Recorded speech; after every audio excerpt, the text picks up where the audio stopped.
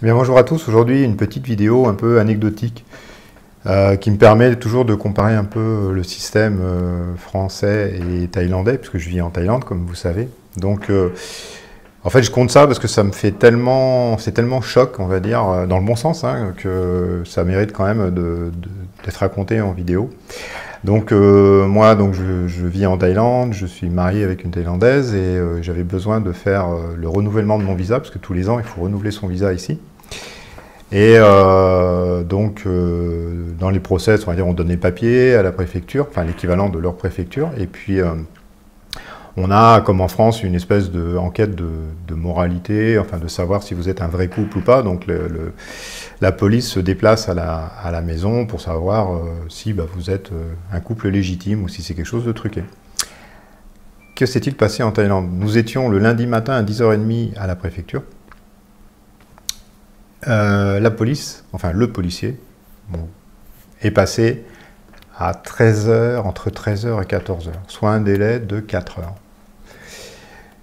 Quand je vois en France commencer, donc ma femme fait les mêmes démarches en France quand nous vivions en France, on va à la préfecture française de Montpellier en mars 2019. On devait partir donc en Thaïlande, on est parti d'ailleurs en septembre 2019. Donc mars, avril, mai, juin, juillet, août, septembre, 7 mois. En 7 mois, la gendarmerie de Saint-Gély-du-Fesque n'est jamais passée. 7 mois, donc comparé 7 mois, 2h30. C'est un truc de fou.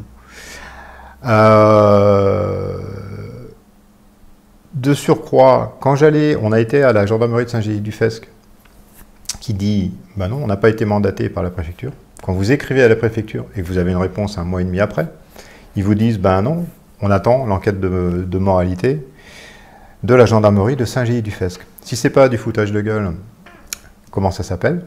J'écris au préfet par la suite, bien sûr, aucune réponse. C'est des situations ubuesques, incroyables, encore une fois, françaises. Donc, quel est le pays sous-développé? Dites-moi donc. Voilà. Après, c'est sûr qu'en matière de service, j'en rajoute une petite louche. Hein. Ça a aussi rien à voir. Samedi, je suis sorti, j'ai eu un petit accrochage avec la voiture, en Thaïlande. On a assuré tout risque. Le dimanche, day off, l'assureur s'est déplacé ici, parce que nous sommes lundi, c'était hier, pour, on va dire, donner l'évaluation et dire qu'on pouvait aller dans quel garage pour faire réparer.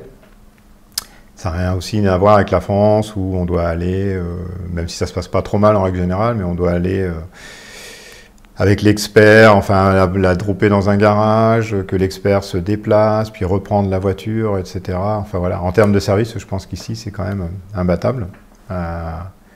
Comme on dit, on a des services rapides, pas chers, et voilà. Et en termes d'administration, quand je vois ma femme, quand elle appelle, tout répond. Et chez nous, comme vous savez, rien ne répond.